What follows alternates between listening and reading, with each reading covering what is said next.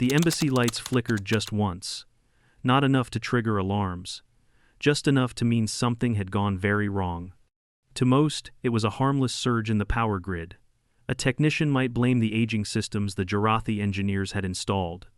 They always boasted longevity, but rarely accounted for Earth's moisture-laden atmosphere. But to Elijah Maddox, mopping the edge of the corridor by Wing C, it was a tell. The kind of tell you never forget after 20 years in deep black ops. The flicker, the silence that followed, the distinct absence of footsteps where footsteps should have been. He adjusted the grip on his mop, blinked at his reflection in the polished floor, and kept scrubbing. Down the corridor, 2 tall delegates from the Varzok Dominion passed without glancing at him. Their hairless purple-scaled skin shimmered beneath their diplomatic cloaks, their voices a soft rasp of vowels. High-ranking envoys. Important, untouchable. Elijah dipped his mop again. Their shadows disappeared down the eastern junction. Good. He didn't like the way the shorter one had moved too smoothly for a bureaucrat, too quiet for a politician. It was in the way he kept adjusting his sleeve. Elijah had seen too many holsters disguised as cufflinks. "Mr. Maddox," came a soft voice behind him. Elijah straightened with a grunt and turned. The young ambassador's aide, Jules, smiled at him apologetically, her hands cradling a data tablet. "You missed a spot," she said teasingly, pointing to a smear near the console. "Did I now?" Elijah replied, voice gravel thick and slow. "Embassy's big. Spots keep showing up." She giggled and walked off. She liked him. Probably thought he was some old vet eking out his pension with a mop and bucket. She wasn't wrong, just not in the way she thought. He turned back to the smear. It wasn't juice. It was a soft print, like a boot had stepped in oil, no visible source nearby. Foreign pattern. Elijah's stomach turned with a cold twist. 5 minutes later, the Varzok assassins moved. Wing C's internal systems shut down in waves. Lights, comms, cameras. Human security posted at the entrance slumped without a sound, nerves fried by silenced charge stingers. A half-dozen armored figures in the shape of Varzok diplomats peeled from their disguises, weapons drawn, converging with graceful precision. They moved like dancers. Fluid. Merciless. Their target? Eliminate the Central Diplomatic Council, attending the Coalition Summit. 12 ambassadors representing a third of the Galactic Alliance, including Earth. All scheduled to meet in the adjoining council room in less than 4 minutes. They swept the corridors, checking corners with split-lens eyes, identifying rooms by scent tracking. One took out the main communications relay with a thermal disruptor. Another jammed backup signals. None of them gave the janitor a second look. Elijah had slouched onto a bench near the maintenance closet, cradling a paper cup of vending coffee. He looked exhausted, unshaven. A low-level drone, by all accounts. Not worth killing. That was their first mistake. The second was underestimating human pain tolerance. 3 minutes after the strike began, Ambassador Lang from the Arcadian Belt was pinned against a marble wall, a plasma blade slashed across his abdomen. He screamed once. Elijah heard it from 30 feet away, behind a supply cart filled with disinfectant, steel wool, and expired floor wax. He stood up slowly, his knees cracked. And that's when the switch flipped. He opened the janitor closet. No weapons, no gear. Just a battered gray toolbox. He pulled out the mop handle, twisted it free from the base, and tested the weight. Oak core. Balanced. The head? Flimsy. He tossed it. From the cleaning rack, he grabbed a small canister of ammonia-based bleach and a pair of cracked goggles. He didn't have time for anything better. The broken mirror shard he found last week, he had meant to report it. Now it fit neatly into his hand, cloth wrapped around the sharp edge. Not ideal, but war rarely offers ideal. Elijah stepped into the corridor, jaw tight. The first assassin never saw him. Elijah let the bleach fly first, straight into the creature's second set of eyes. It howled, claws grasping at its face, and Elijah moved in. The mop handle came down in an arc that cracked bone with a wet crunch. The alien collapsed, limbs twitching. He pulled the body into the supply room and moved. The second one caught a glimpse of him in the hallway mirror, a flash of human motion where no guard should be. It spun. Elijah ducked under the arc of a plasma dagger, pivoted on his heel, and jabbed the broomstick into the alien's hip joint. It staggered. He couldn't overpower it, so he outpaced it. He shoved a caution sign under its feet. It slipped. Then he brought the mirror shard across its exposed throat. Clean. Efficient. Elijah knelt, panting. His ribs ached. Left side was tender. Probably bruised, maybe worse. He couldn't lift his left arm without pain spiking behind his eyes. No time for diagnostics. He pressed forward, limping. The next two came at once. They had figured it out now. The human janitor was no janitor. Elijah barricaded himself in the waste chute chamber, wires twisted around the locking mechanism. He used the control panel to rig the industrial vacuum pump into a pressure trap. When they forced the door, the sudden decompression disoriented them, just long enough for him to drop a fire extinguisher from the overhead ledge. It struck one assassin square on the skull. The other recovered too fast. Elijah didn't have a weapon. So, he used the extinguisher's pin. He jammed it into the alien's soft ocular membrane, then slammed the door shut and kicked it down the chute. He collapsed against the wall, clutching his side. Pain burned with every breath. Not just bruised. Something cracked. Maybe fractured. He needed a scan. He needed to lie down. He stood instead. By the time he reached the council room, 2 diplomats were already dead. Jules, the aide, was crouched over Ambassador Wren's bleeding body, sobbing. Elijah shoved the door open, blood trailing behind him, and hurled the mop handle across the room like a javelin. It struck the last standing assassin in the thigh. It turned, ready to kill. But Elijah was already moving. This one was smarter, faster. It dodged the mirror shard, parried a punch, and landed a blow that sent Elijah sprawling against the table edge. Pain erupted down his spine. He grabbed a glass decanter, smashed it, used the jagged edge to block a downward slash. Jules screamed. Wren coughed blood.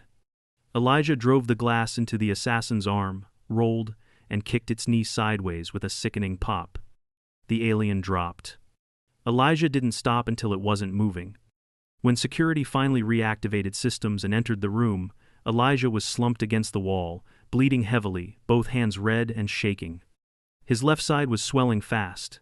3 cracked ribs, maybe 4, lacerations across his shoulder and back, a deep gash in his right leg. They had to stabilize him on site before transporting him to the embassy medbay. As the medics worked, Jules held his hand. "I didn't even know your name," she whispered. "Don't worry," Elijah muttered, eyes unfocused. "They do now." Pain became a room with no walls. Elijah drifted in it, pinned somewhere between memory and morphine. The embassy medbay was sterile white and humming, the corners too bright, the bed too narrow, his body leaden beneath the sheets. "Mr. Maddox, can you hear me?" He blinked once. "Good. You're stable, but you're not out of the woods yet. You've got 4 cracked ribs, 2 of them partially displaced, a deep laceration to the right thigh, and some pretty severe bruising over the left scapula. We've ruled out internal bleeding, but you've lost a fair amount of blood, and you're going to be here for a while." The medic's voice was calm, clinical, but Elijah could feel the tension underneath. They didn't know who he really was. Not fully. The embassy had flagged his records for civilian clearance only. Still, the room had 2 armed guards stationed outside. Just in case. He tried to speak. His throat was raw. "Don't try to move," the medic said quickly. "You've got a drip of tramadol running and local anesthetics along your ribs. We'll start passive physical therapy in a couple of days." He closed his eyes. Passive therapy. That meant someone else would move his limbs for him until his body stopped shaking, until he could breathe without wincing. 3 days passed in a haze of dull light and beeping monitors. He was allowed to sit up for the first time on day 4. The pain was manageable only because he refused to show it. Jules visited on day 5. She stood awkwardly by the door, holding a paper cup of tea and a folded embassy security report. "I read it," she said softly. "The incident log. I cross-referenced the hallway timestamps. You took down 6 Varzok specialists." He didn't reply. "You had a mop and a bottle of bleach," she said, the corners of her mouth twitching into something like disbelief. "Elijah, who are you?" His voice was a gravel scrape when it came. Nobody you need to worry about. Too late. She stepped closer, hesitated, then set the report on the counter. They're saying you saved the whole summit, the diplomats, the alliances, they're still intact because of you. I saved what I could, he muttered. Didn't get to Ren in time. Her expression fell. You did everything more than anyone expected. That's the problem, he said.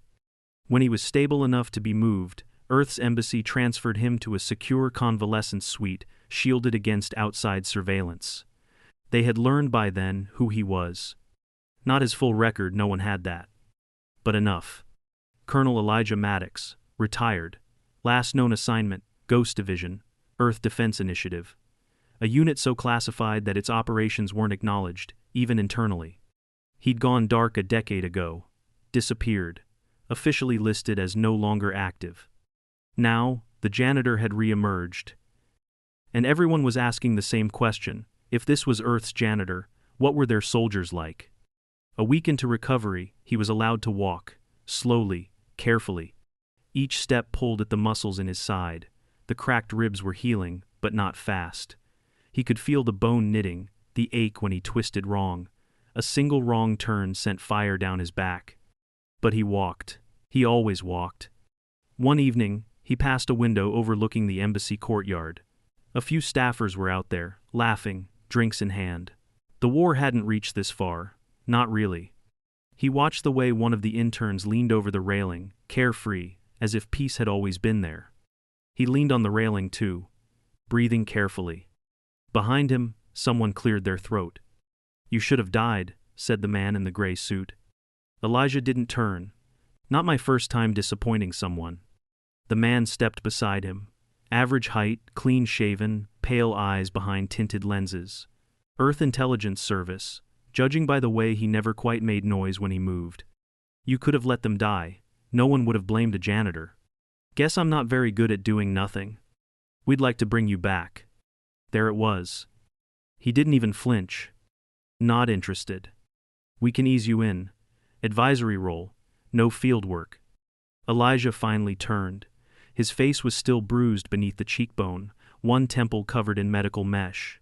He looked like a man who'd lost a fight and then stood up anyway. Do I look like I want to ease into anything?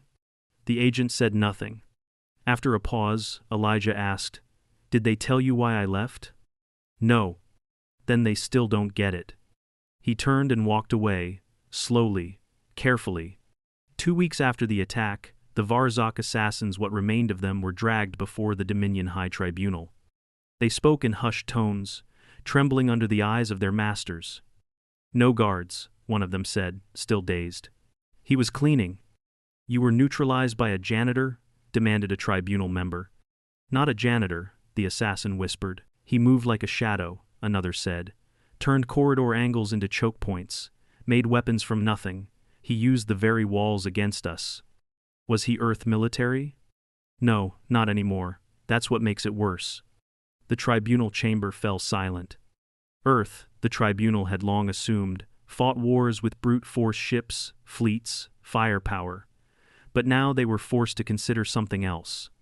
If Earth's military could embed its deadliest weapons in civilian posts, in broom closets and supply rooms, then what else were they hiding? The tribunal authorized a full reassessment of human assets. Diplomatic personnel were to be treated with extreme caution. Janitors, especially, were now flagged for elevated risk. One whispered, it was possible humans weren't a species of soldiers. They were a species of potential. 3 weeks after the incident, Elijah stood outside the medical wing with a cane in one hand and a duffel bag slung over his shoulder. Jules met him there, holding a small box. What's this? He asked. She shrugged. Embassy wanted to give you a medal. I told them you wouldn't accept it, so I got you this instead. He opened the box. A nameplate, old brass, newly polished.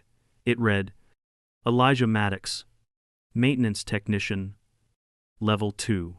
Authorized to operate in all wings. He smiled. The first real one in weeks. You could have gone anywhere, she said. Why here? He looked out across the courtyard. Somewhere out there, diplomats were drafting new terms. Treaties would be signed. Agreements forged. But it would only last if people like him didn't get involved again. "I've had enough of war," he said. "I want to clean up after something worth keeping." He left the cane behind when he stepped back into the halls. His limp would linger, the doctors had said, maybe for months, but that didn't bother him. He wasn't here to fight. Not unless someone forced him. The Varzok Dominion didn't mourn its failures. It disassembled them. The 6 surviving assassins, once revered as elite infiltration units, now huddled in the core chamber of the War Council barely speaking. None resisted, none spoke their own names. They waited for death, but it never came. Instead, the High Strategist ordered their survival reports catalogued. Word spread quickly among the Dominion's outer fleets. A janitor had stopped the strike, not a general, not a guard, not even an armed civilian. A man with a mop. The council convened a special session on the matter. Their intelligence analysts argued back and forth across 3 planetary time cycles, dissecting every detail of the embassy incident. They found nothing that made sense. No defensive tech, no kinetic shielding, no cyber-enhanced reflexes, no evidence of surveillance implants. He simply saw the threat, responded, and dismantled a team trained to dismantle empires. "This cannot be allowed to stand," growled Grand Marshal Etzel, whose face bore the scars of 3 campaigns. "It is not the loss that threatens us, it is the mystery. If a janitor can neutralize our operatives, then the humans may possess a distributed threat network embedded across their entire civilian spectrum." "They could," hissed another strategist, her gill slits fluttering. "Or worse, they may not even know who these people are. What if this Maddox acted alone, without direction? That would make them even more dangerous."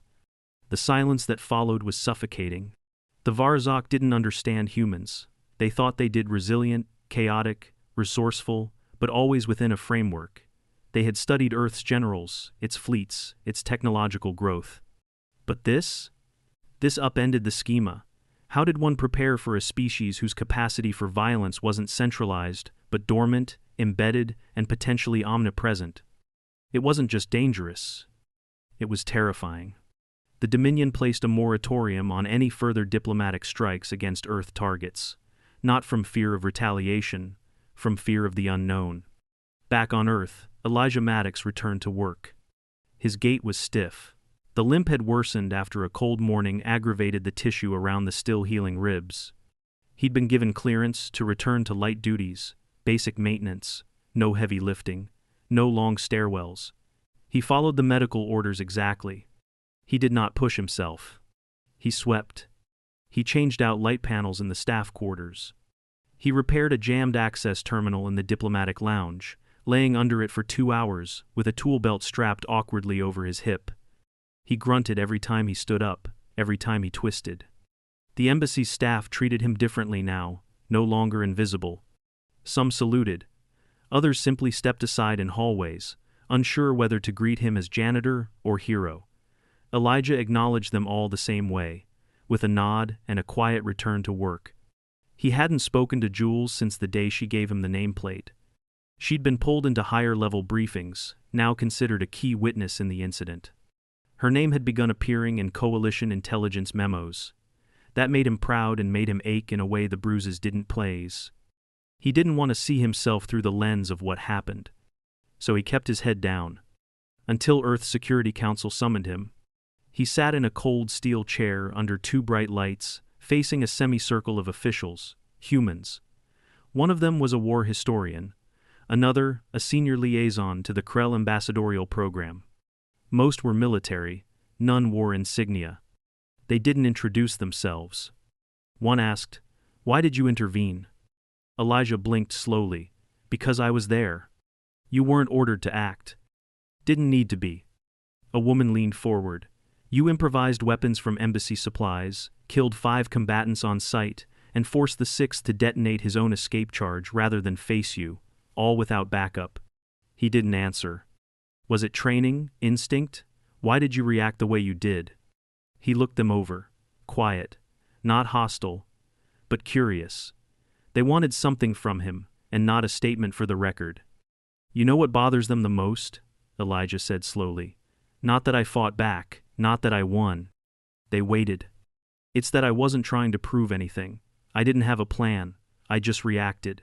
The moment required action, and I did what I could with what I had. The room was still. That's what frightens them. Not knowing who among us might have that switch inside. A long pause. Then, a grizzled man at the far end of the table finally spoke.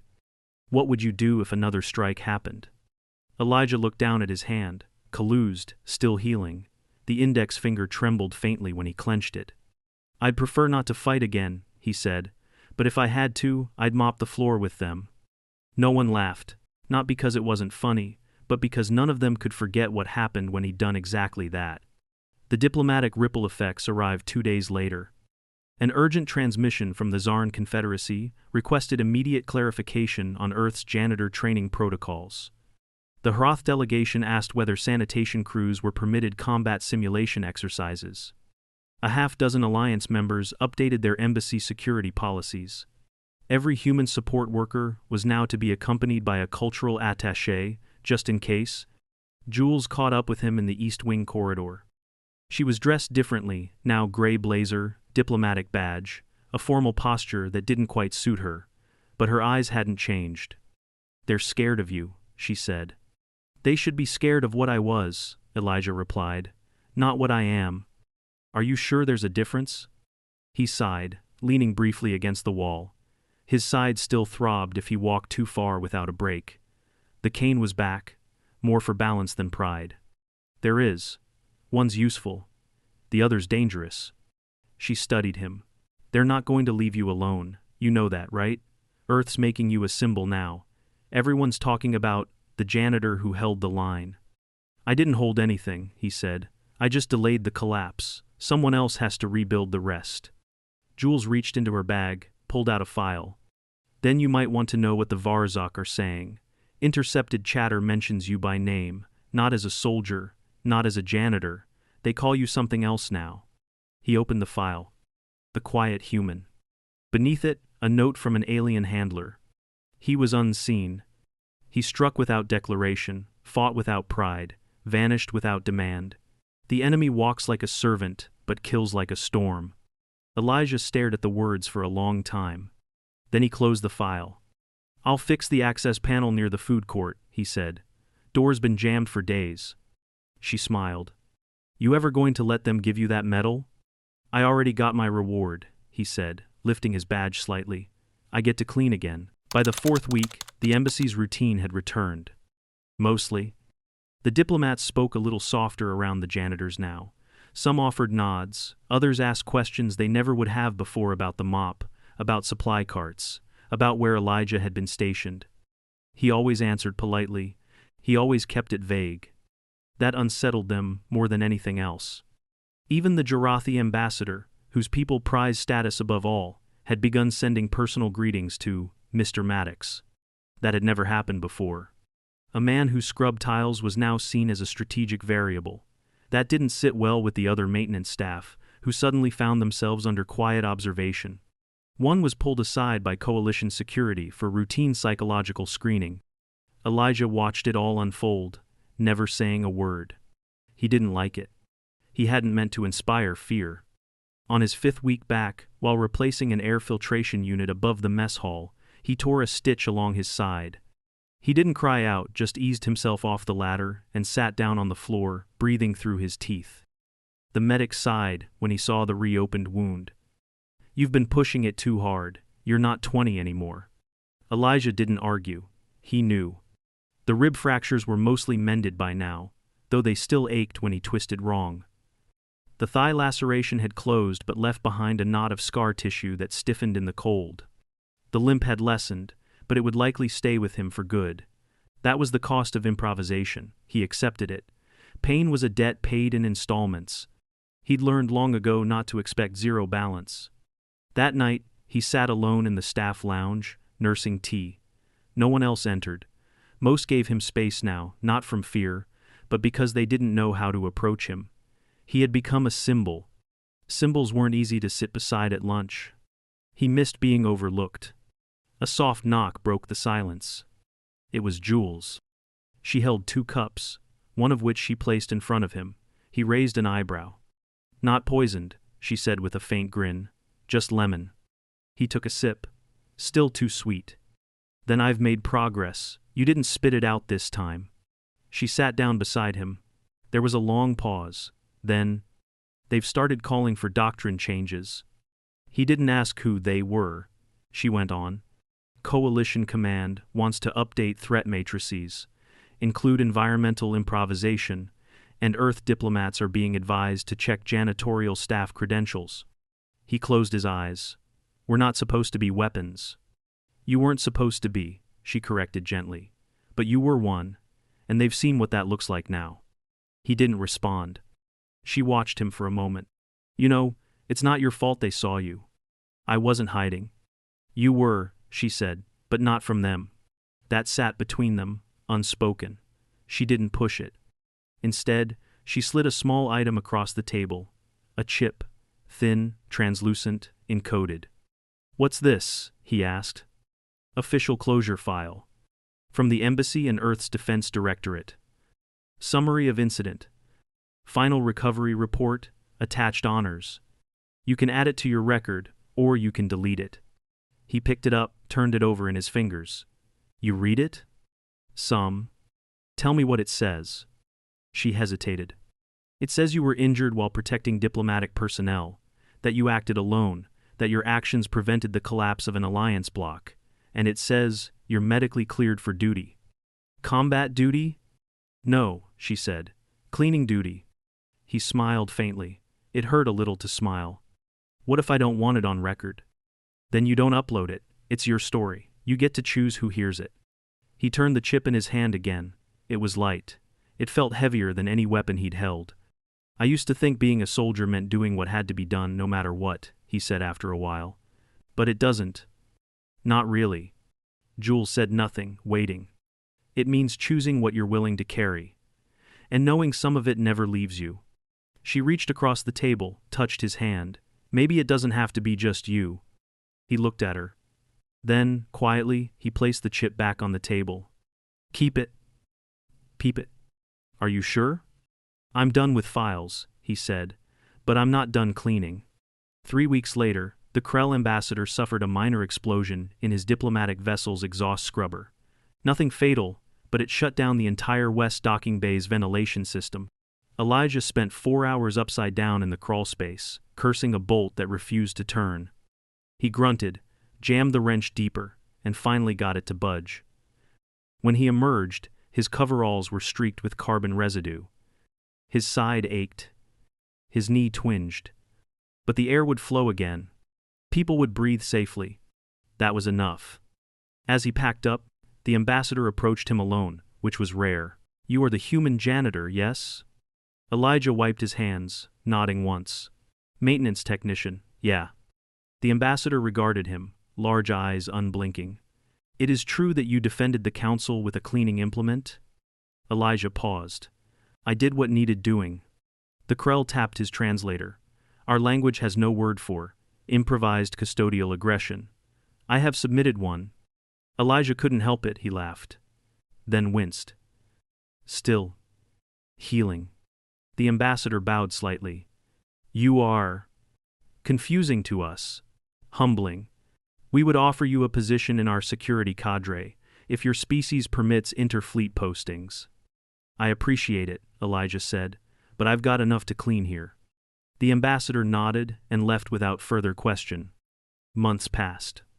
The embassy rebuilt what had been damaged. Security protocols tightened. Some alien delegations became more cautious around humans, others more respectful. And every so often, a new transfer from some distant planet would pause when passing Elijah in the hall, watching the way he moved, scanning his hands, his face, his gait, as if trying to guess. Was this one of Earth's hidden weapons? And Elijah would nod politely and keep moving, mop in hand. He was no longer unseen. But now, that was the point. He made himself visible, mundane, human. That was what unnerved them the most. One quiet evening, after most staff had gone home and the halls were still, Elijah returned to the small utility closet off Wing C. It had been cleaned up since the attack, new shelves, fresh paint. But the scar in the floor, where a plasma charge had scorched the tile, remained. No one had bothered to replace it. He sat on the bench beside it and exhaled slowly. The aches remained. The limp, the half-healed tissues deep under the muscle. He touched the edge of the burn with his boot, then looked around the dim room. "I'm still here," he said softly. No one answered. That was fine. He liked silence.